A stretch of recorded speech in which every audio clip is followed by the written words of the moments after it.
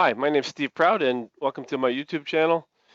Today we're going to discuss using Rockwell software, and the PLC is going to be connected to a Festo CPX-FB32 or a CPX-FB36 manifold. And the purpose of using the generic module will be discussed in detail a little bit later. But in general, there's two ways to do things. There's an EDS file, which is, manufacturer gives you an EDS file, you bring it into your Logix, configure the I/O size, and you're up and running. The reason I'm showing you how to do a generic module with these two Festo devices is because there's a true advantage of using a generic module. And let's get into this right now. So first thing you're going to need is some software from Festo. You can go to www.festo.com. You move into here, you go to the support download area. So you would just type in festo.com and then you would end up at the first page. Then you select your country. Let's go with United States. Go to support/downloads. And the first piece of software I want to show you today is Festo Field Device Tool. So if you just type in 3 letters here, FFT, do a search, go click on the software tab here. The first thing you should see here is this FFT software. So download this and save it. And then the next one here, go right back up here, just type in FMT, 3 letters again, hit the find. And you have two versions here. You need to download this. This is the executable, and then there's an update. So I'm going to download this. It'll be a zip file. Download this, update. Okay, so I have all this software now. Next thing we want to do is install the software. So this is where we just installed it. So you basically double click on this Festo Field Device tool and follow the defaults and it'll install that. So I'm not going to do that. I already have that installed on my laptop. I'm just going to delete that. This one right here, the zip file, you would basically come in here, double click on this MSI, the installer package here. It'll install things for you. And when you're finished accepting all the defaults, then you're going to come here and you're going to double click this and again follow the directions. I don't know if I have this update installed. Let me just see here. Cancel about. It doesn't tell me, or does it? Well, it doesn't tell me, so let's just install it anyway.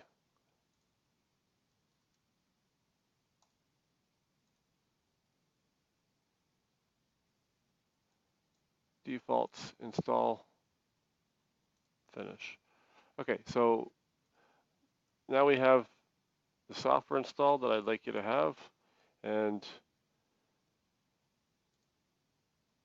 the next step here is to make sure your computer is hooked up. So the nodes or the IP addresses that I'm going to connect to today have the first 3 octets of 192.168.1, and the first thing you want to do is make sure your computer's on the right network. So come down here, open network sharing, or go up to network here, properties, click on change adapter, and this port right here is the port I'm using.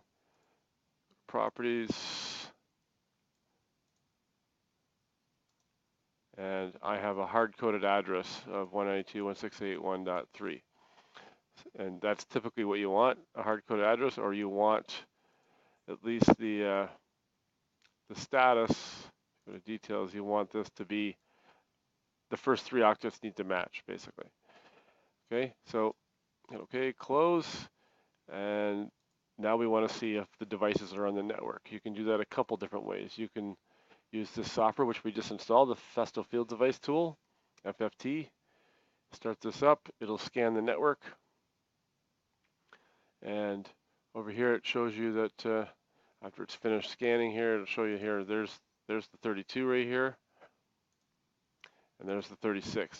These are the devices I want to use to show you the generic module. Okay, so this is an older product from Festo, the FB32. There's no diagnostics in this here software.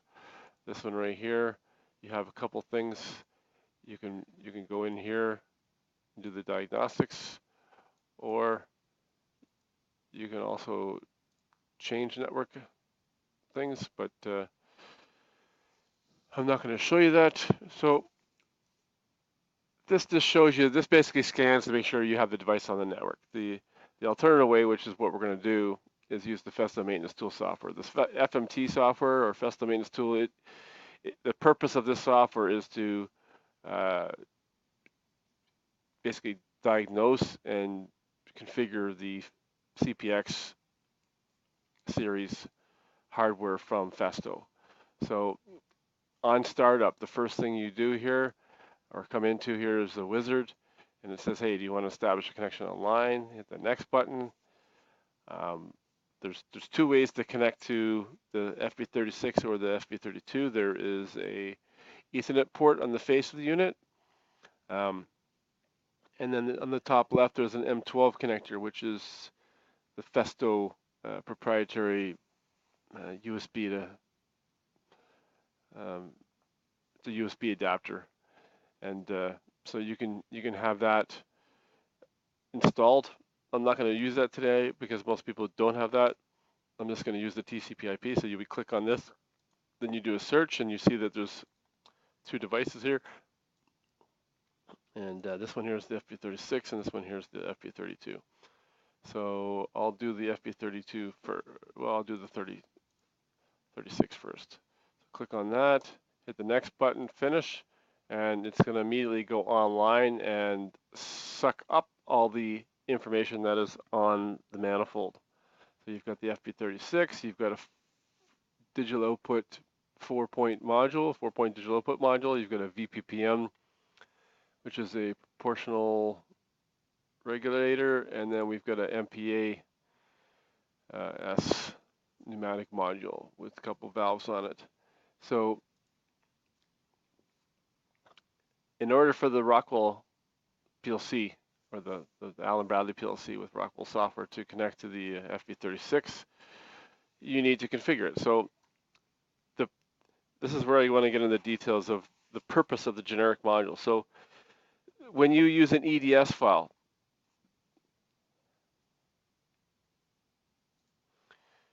okay, when you use I just opened this project in the background here, so to save a little bit of time here. So when you use an EDS file, the first thing you do is you go to the Festo website, you type in what you're trying to connect to, 36. Come down here under software. There's the EDS file. You would download and install the EDS file. Hopefully you guys know how to install the EDS file. So now the EDS file is installed. And when you, I'm just going to delete this. Well, you basically come in here, say new module. You search for the FB36. You say, okay, create. And then you get some options. At this point, you give it a name, whatever, and then right here, you have how many inputs and output bytes or integers, and so on and so forth, however you want to configure it. There's a couple other options here. And that's it. You have basically I/O to configure. I'm just going to cancel this, cancel that, close that. So if I go into this one I've configured right here previously, you know, I've got 3 input modules, or 3 input bytes, 3 output, and that's it. You know, you give it an IP address, connection will be unicast. You don't want the multicast, it just ties to the traffic, and so on and so forth. There's nothing else to configure. The problem with using a EDS file in the CPX series is that the CPX series is a complex piece of hardware. So, for example, each module, when you double-click in your FMT software, each module has some parameters, and the parameters can be modified. And let me just show you a different one here that's a little more. So this one right here, VPPM display. Here's some parameters right here that are a little more sensible to show for this purpose. So right now, I can configure the display or the dimension unit, either millibar, kilopascal, PSI, and then I can do either fast, precise. So I'm basically changing parameters, and I can change this to that. So now I hit apply, and I make this active. So I've modified default parameters, and now the machine's been in operation for a couple of years. The VPPM fails. Maintenance guy comes along, disassembles the manifold, throws in a new VPPM, starts it back up, turns it on, and walks away. He thinks, hey, I'm finished. Well, the problem is that he didn't know that the person designing the project in the first place modified all the parameters. So now he's lost. And plant manager's pissed off with him. So another common problem in a plant is that, you know, an OEM gives a machine to the end user, and the end user is provided some software. That guy leaves the company, and you don't know where the software is. So you don't have a backup of the program. And if you make changes like this to an FMT project and to the physical modules, okay, you can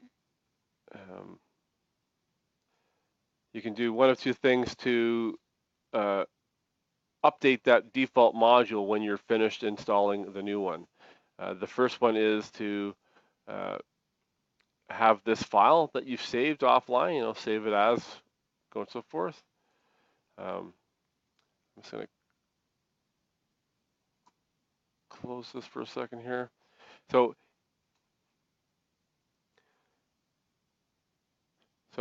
the idea here is that there is a, if I go offline, I can do a download to the manifold. So I basically configure my download settings here to download all the different parameters that we've saved here. I would actually have my project here. So this is my offline project that I saved when I was finished configuring all the individual components. And I would basically say, hey, download this to the manifold, and hit OK, and you just download it. So you overwrote the default parameter. So now the maintenance guy, he looks like a hotshot because he's done his job. But that maintenance guy also needed to have this file, which normally gets lost. And he needs to know that there was a default change. So the purpose of the generic module is that when you use this export tool right here, okay, the export Logix, so you come in here and you modify all the parameters that you want to modify for the manifold, and at that point you want to take a snapshot and you want to store all the configuration data for all these components here in your PLC project. Okay, so the first thing you do is, with a default project, is you save the FMT project as a name, and don't use numbers first. So In this case, I have saved the file as en2tr _2 FB36. It's an IEC 1131 standard, so keep the naming convention to something that you would have in your PLC project. So I'm just going to close this other project here, which was the EDS file use, and this project right here is my project that I want to download to my PLC, and this is where I want my generic module to be. So what we do here with the Festo Maintenance Tool Software is, like we've shown already, you're online, you have saved all the data, and first step is export L5K, this first option right here. So you do export, see how it adapts the name of the FMT file to the name of the L5K. It asks you for a storage directory, and I'm going to hit save. Okay, I'm going to go to that directory now, and you have this L5K. Now I have this associated with the RS5000 or the RS5000 software, so I'm just going to double click it, and it's going to take that L5K and open it up.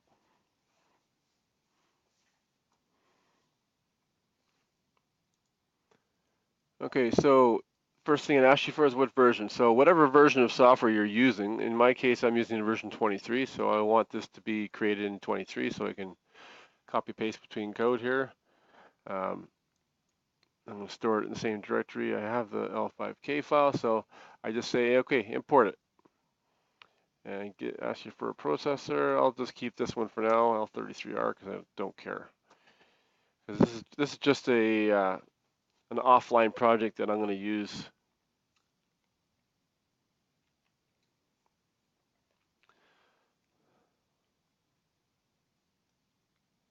Okay, so what it did is it created this file here. So properties, or double click, it shows you here that, hey, it does the IP address for you. It does SINT as the data type. It configures your input and output, your size of data. There's one other very important thing I forgot to mention already, is that with Logix software, you need, see it down here, this FMT software, it shows you that input size is 4 bytes, output size is 6 bytes. The Rockwell software, or the Allen Bradley PLC, does not allow an import or creation of a generic module without at least 1 input byte. Okay, so, and of course, there are some manifolds where it's just a pneumatic module. In that case, you have to kind of do a little trick here. On the FB36 and the FB32, there's a couple of dip switches that activate diagnostics. You would simply activate the diagnostics so that there are some input bytes, okay? In my case, I have some diagnostics on, because that's why there's input, 1 times 16, so that's basically, 2 bytes in, 2 bytes out of diagnostics, okay? So going back to this file here, if you look at the next step here, you have this configuration data. That's one of the biggest differences between the EDS file and the generic, is that the generic has this configuration file. And what the FMT software did, the Festo Maintenance Tool Software, is it actually populated that data. Okay, so if I go to the controller tags, you'll see here there's my module, which matches the name here. If you go to the C, which is the configuration data here, you'll see that go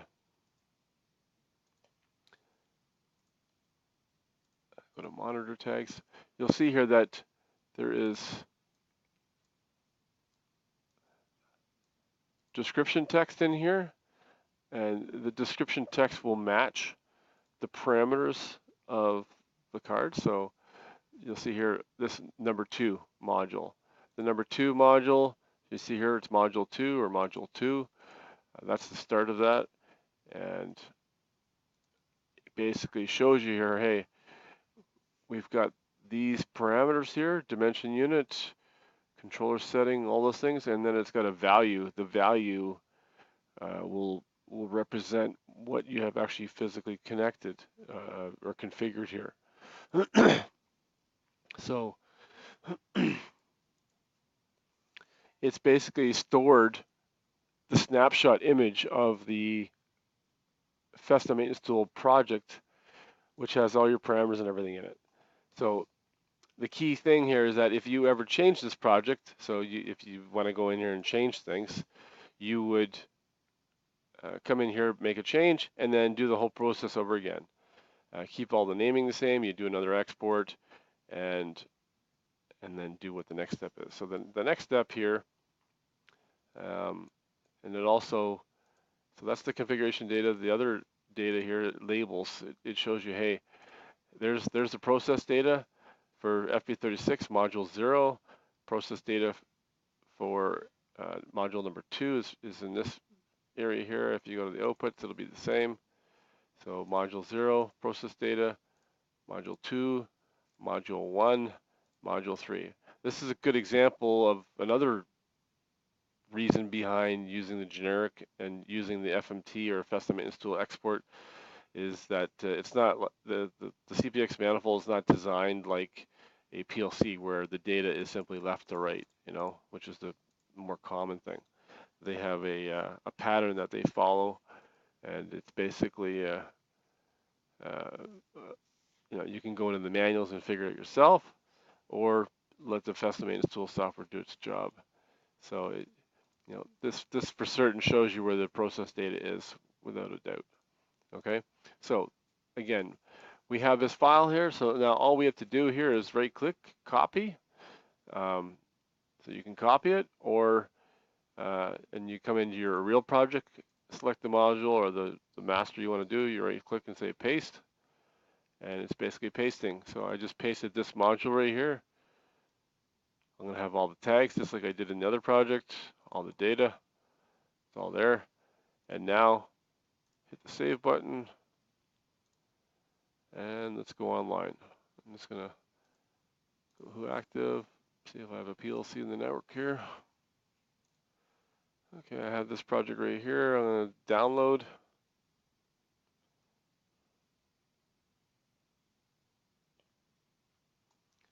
Download.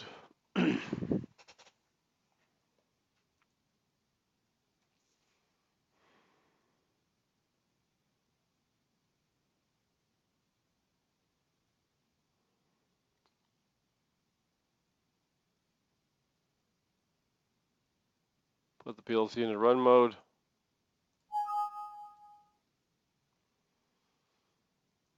And at this point, we're communicating.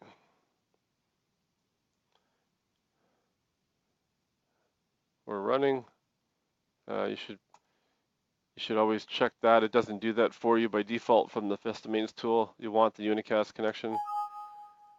Just say yes, hit OK, hit save, and you have an input. You have a working project here. And that's it. The last thing I want to mention here, as far as the details go, is that when you're using a generic module and you have the configuration word here, and it's not a size of 0, the controller on forward open port command, port forward open, the file, the configuration file is downloaded. So basically, you turn off the PLC, turn off the FB36 manifold. When you turn everything on, and the Rockwell PLC or the Allen Bradley PLC is establishing a connection for the first time to the device. Same thing when you go from program mode to run mode. If there is a non-zero value in the configuration word, it basically establishes the connection with the Ethernet module to the FB36 and basically does a dump of the data from the PLC to the FB36 and basically overwrites anything that's in there. And it's also another valid point to understand is that there is a system settings option right here. So another way of keeping data stored so that if you change a module is to use the save parameter. So if I come in here and do a save parameter, hit apply, every time the manifold starts up, the configuration data that I've made to all the hardware will be overwritten by what you have saved at this point right now. So this is another alternative way of doing things. It's just a little bit easier to know that when it's stored in the PLC that it's being handled by the PLC. So I'm just going to cancel this. The last point is that even if that save parameters is active here, okay, let's say a guy has gone in and done save parameters, and you go and change all this stuff. If you've already done this export here and the configuration word data is not a 0 and you have all your snapshot data that you've taken at some other random time, the new guy comes in here, does a snapshot using the save parameters. What'll happen is the PLC is going to win because what happens is the forward open connection between the connection being established and the FB36 coming online takes about 7 seconds. So what happens is the FB36 turns on relatively quick. The save parameters feature happens, so it overwrites all the default parameters with whatever it's been saved. And then 7 seconds or so later, the Logix is now finished and it dumps its configuration, basically overwrites what was saved. So that's the last thing I wanted to point out. And that's it.